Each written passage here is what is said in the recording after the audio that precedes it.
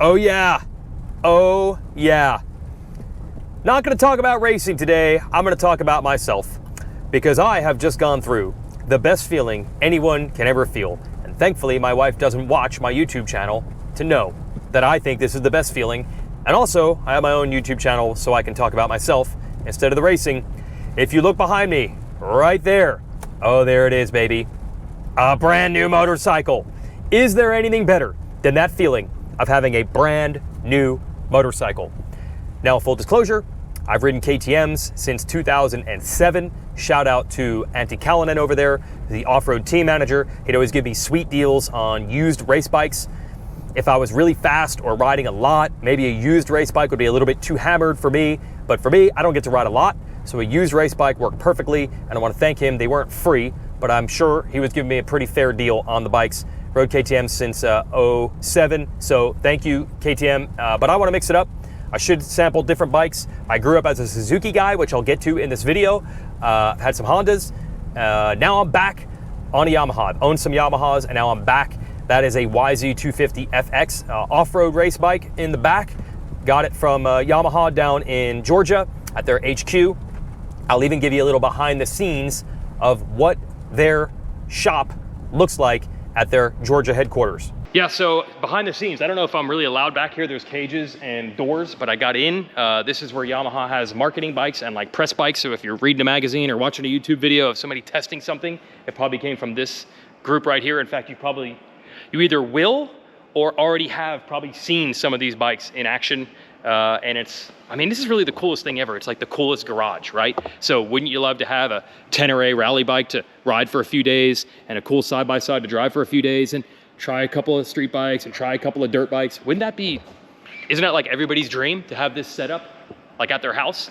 And then I think they're working on some stuff. John, Doogie, this is like the ultimate garage. Do you pass through here every once in a while and say, do you take it for granted, or can you soak it in how cool it is and just have this around? Every day. It still gets you through and you get geeked out about all the products. And, yes. You know, all the new side-by-sides, all the new dirt bikes coming in. And yes. Yeah, it's a blast. Okay, I was hoping. I mean, you can't take stuff like that for granted. These bikes are just around.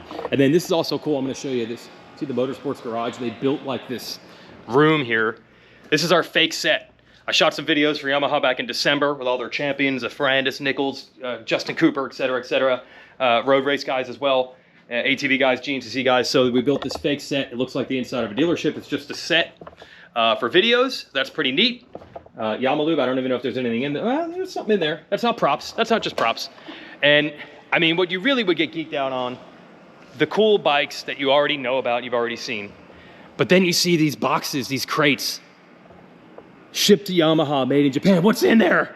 What's in there? That's what you really want to know. Yeah, we can't tell you. You can't say that. And then the best thing of all, this cage back here. Why is there a black tarp? Why is there a black tarp on it? For when we have guests like Weege come by, we don't want them to see future product development. So there might be something back there of the future behind that tarp. And trust me, I've already tried. I've tried to find every angle, like where these gates are. I've already tried to figure out every angle. What? See, you can't do it. They're too smart. So there could be future product. So that's where I'm even a little confused. There is product development. It's not just all in Japan. Stuff goes on. No, happens here as well. Stuff here also. Yeah. Wow. And California guys too? That's California does a bulk of our testing. Yes. We do some testing here on the East Coast, but yeah. Wow. All right. On, coast to coast, Japan, everywhere. Real stuff behind those cages. But anyway, I mean, I just wanted you folks to see, wouldn't this be awesome? This is your garage. Take your pick. Are these ones going out, or have these actually been fixed up because they look brand new? Press fleet. It's going to be for future marketing opportunities. You know, so these haven't been ridden yet. I'm like, man, your maintenance program is phenomenal because they look brand new. If we display it like an IMS show or we take something out to another event, so we'll have these for our fleet and I see. Get customers to get out and check them out. Okay, so these haven't been hammered by Kiefer 50 hours and they look this brand new. Not quite yet. Okay, it's coming. Not quite yet. Or maybe it's these things in the boxes. All right, that's behind the scenes at Yamaha. Just thought you guys would enjoy that. Now, this all begs the question from you, probably like, what? Does Weigandt ride a bike? Does he have motorcycles? Does he ride? Does he race? No, I've been asked that before. I feel like my story has been fairly well put out there. As a matter of fact, I've even done videos of riding before. Here's a sample. Really like the two-stroke. When you're going across areas where you need stability though, that 4-stroke just trucked through, and rocks and tree roots and things like that didn't send you left and right like what would happen on the 2-stroke. A 450 and single track woods would be unrideable for a rider at my level, but I was shocked at how good that 450 is. Now maybe it's because it's the second day I was riding, which is like double the amount of riding I've done all year, so maybe I just got better in one day. And for sure the trails were more defined today, so the track was probably a little easier to ride. So it's a little bit of an apples to oranges comparison. But in case you don't know, this is the cool thing. Now that I have my channel, like and subscribe, I can just put it right here for posterity. This will be a 2-part video series, which you should not care about at all, but hopefully you do. Bikes I have owned and ridden. Let's get into part 1, the non-bike bikes. So we're gonna start with this. There is a book called Outliers by Malcolm Gladwell that explains that everyone who has had success in their field, yes, they might have had talent, yes, they might have worked hard, but they probably had a special circumstance also that helped them. And for me, it was the fact that my dad worked at Bel-Ray, the oil company. Now, not in the fashion that you think. It didn't give me an advantage as far as connections or hookups. My dad was in charge of the inventory of the solvents and the different materials, the ingredients that they needed to make oil, and probably not most of the time, even for motorcycle oils. It was more for like their mining stuff or greases used on like food assembly lines. There were no hookups in the industry for my dad at all. There was no involvement by the time I was of adult age to try to get a job. He was not involved in the racing department. But what my dad did get was access to all the magazines that were in the Bel-Ray lobby at the end of the month when they no longer needed them in the lobby. And he would bring these magazines home, and I was all about it. I mean, I was all about it long before I could even read, right? I remember laying in bed with my dad, having him read the dirt bike and the ATV magazines to me when I was like 4. I loved it. So eventually my dad realized that I had an outsized interest in motorized vehicles. My first word, by the way, was car, not mama, dada, but to me cars are more important. But my dad was risk averse, highly, highly risk averse. And I'll tell some of those stories throughout this 2-part video series. So the idea of a motorcycle, no, never going to happen. Not just no, but oh hell no. Motorcycles were absolutely positively off the table. Motorcycles were ridden by rebels, by Hell's Angels, by Harley Davidson people. If you got a motorcycle, you might as well call the urgent care or the emergency room in advance and line up an appointment because it was gonna happen, okay? Luckily, at the time, they had these ATVs, and if you were a child of the 80s like myself, ATVs were hot. 3-wheelers, actually, ATCs at that time. And my dad, not really knowing anything about this, again, he didn't work in the racing department of Bel-Ray, he thought more wheels meant more safe. Well, did we know that 3-wheelers were actually the opposite of that? But my dad loved his son, and knowing how risk averse and how cheap my dad was, this is a true sign of love for your child. I cannot believe that he went down to a Yamaha dealership in 1984 to put a deposit down on a brand new Yamaha Trizinger 50.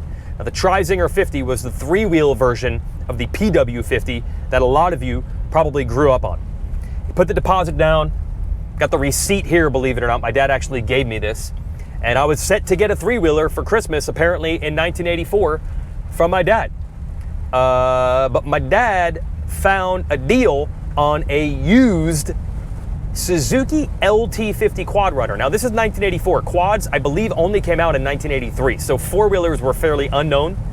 But there was a used one, and my dad got it, I believe, for $500, which was $200 less than the Yamaha. So he actually returned, I think he had to eat the deposit. I think he had to eat the $100 deposit, but the ATV that he bought, the used one, was $500, so he still saved $100. And I got a used Suzuki Lt 50, and I was confused if this was coming from my parents or from Santa.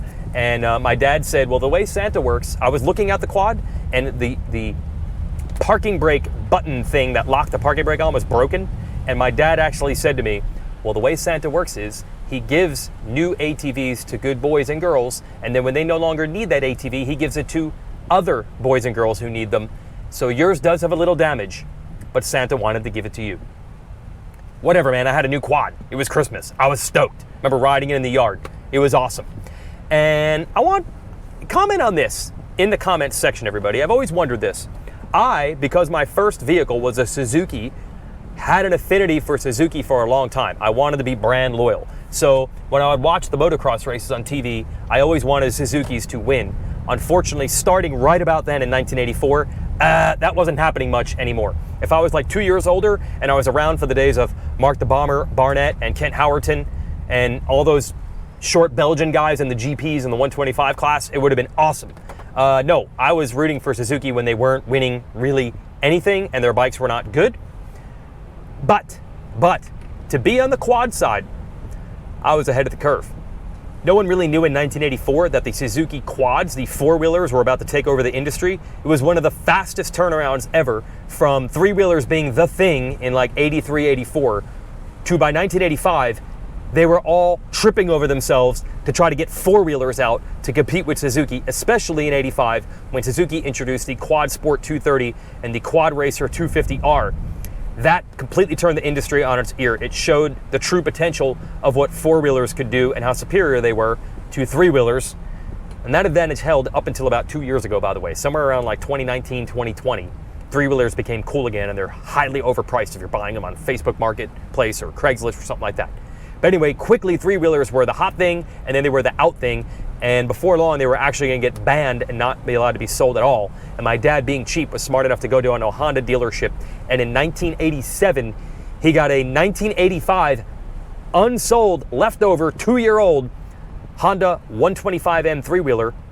So now he could go riding with me. And I believe he got that for like $600, brand new. My dad safety was important, but cheapness was even more important than that. And he got a three-wheeler at a tremendous discount. So my dad got a three-wheeler, and when we rode that, we realized how unstable the three-wheelers were. And that made me feel superior because I was ahead of the curve. The world was coming around to realizing that quads were awesome, and I had one of the first. So I loved Suzuki, and I loved my Quad Runner 50. It was awesome. We'd ride it at the beach. I don't think it was allowed in New Jersey to do that, but I was 6 years old, and the cops felt bad, so they just let me do it anyway. My gosh, did I have fun on that Suzuki Lt50 quad, and I was a Suzuki guy. And then Suzuki had Gary Denton, who was my hero growing up. In the ATV side, they were dominant. In 1987, they had a 4-rider factory team with the coolest looking box vans ever, and Gary Denton won the title on a Suzuki quad, and I had a Suzuki quad, and I was all about it, man. And then one day, Dad came home from work with either Dirt Wheels or 3 and 4-Wheel Action, the two quad magazines at the time. Funny thing about the magazine 3 and 4-Wheel Action, it was once called 3-Wheel Action, then they added 4 in like a tiny font. It was like 3 and 4-Wheel Action, and then the 4 kept growing and the 3 kept shrinking, and eventually it was called 3 and 4-Wheel Action as the quad sweep of the industry began. And one day my dad came home with that magazine, and he said, "Oh man, Suzuki is coming out with a Quad Sport 80. A Quad Sport 80? Are you kidding me? A Quad Sport 80? There were pictures of this thing. I think it debuted at one of the trade shows or something, and it looked like a scaled down miniature version of Gary Denton's race quad. It was even yellow. It was a 2-stroke, and it had suspension. Unreal. Okay, so now I entered that stage that you all had at some point when you were a kid. The absolute obsession of your life, 24 hours a day, thinking of how great life would be if you could just have that bike. Now for me, yes, my definitions are off. When I was thinking bike, it actually meant quad. That was all my parents would allow me to have. They didn't want to call the urgent care and the emergency room in advance because I had one of those dangerous 2-wheeled motorcycles. So yes, bike, buy, two wheels. Yeah, for me, they were ATVs. I wanted that Quad Sport 80 so bad that I took that magazine, cut all the pictures out, hung it on the wall. That wasn't enough. I pulled them back down from the wall. I had my dad photocopy those pictures, and then I hung photocopies of the pictures and the originals, so my entire wall was wallpapered in Suzuki Quad Sport 80 photos. I wanted it so bad. And I spent my nights dreaming of being the next Gary Denton and riding my scaled down, looks like Gary Denton's Quad Sport 80. But my dad was a smart one. He thought safety second to cheapness, but still was a priority. He did not want me to have a 2-stroke beast of a machine like that Quad Sport 80. Now, I no longer could really ride the Lt50. I was getting way too big for it. I was about to be 8 years old. I was huge for the thing. It was breaking a lot because I had ridden it hard for 3 years. I mean, I was wide open, dude. I was fast. My dad started selling me on a Yamaha Yfm 80 Moto 4. Now, that was Yamaha's 80cc quad. It was a 4-stroke, and he sold me on the fact that it had gears. The Suzuki Quad Sport 80 had a CVT, like a snowmobile-style 1-speed gearbox, just gas and go. The Yamaha was a 4-speed auto clutch, kind of like, you know, from like an XR50, and it had a headlight. And my dad really tried to play up the advantage of the headlight. Yes, it had a headlight I could ride at night. Isn't that cooler than having suspension? Because the Yamaha didn't have suspension, but I think my dad secretly knew if I had suspension, like I would have on the Suzuki, and a 2-stroke, I would have tried to jump it, and I would have gotten hurt. So my dad sold me hard in the Yamaha. I didn't really have a vote. It was his money. And lo and behold, I got a 1986 Yamaha. He found another leftover. He found another leftover of the Yamaha 80, and I got it for my birthday when I turned 8.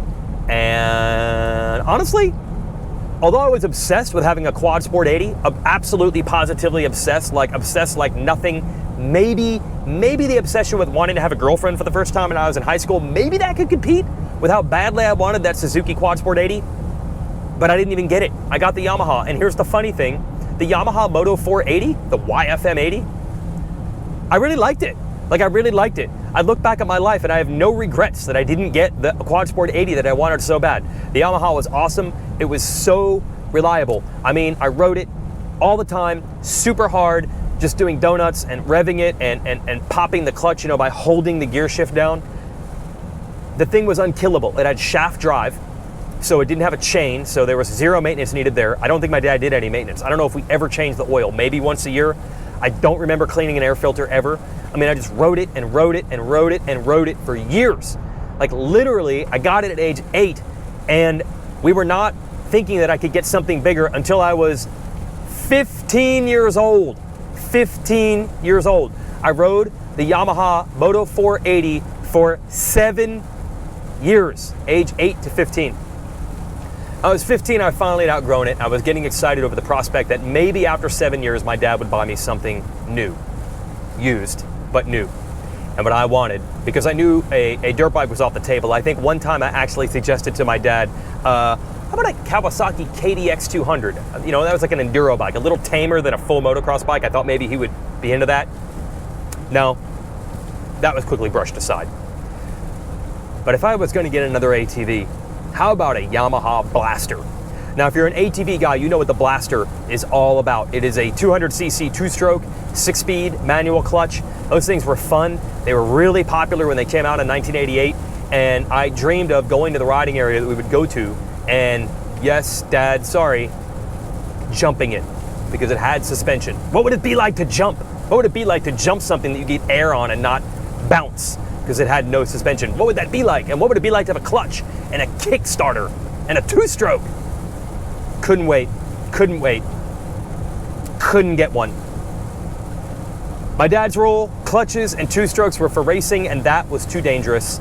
So instead, like the Moto 480 7 years earlier, he started selling me on a much tamer machine, and this was the Suzuki Lt 160 quad runner.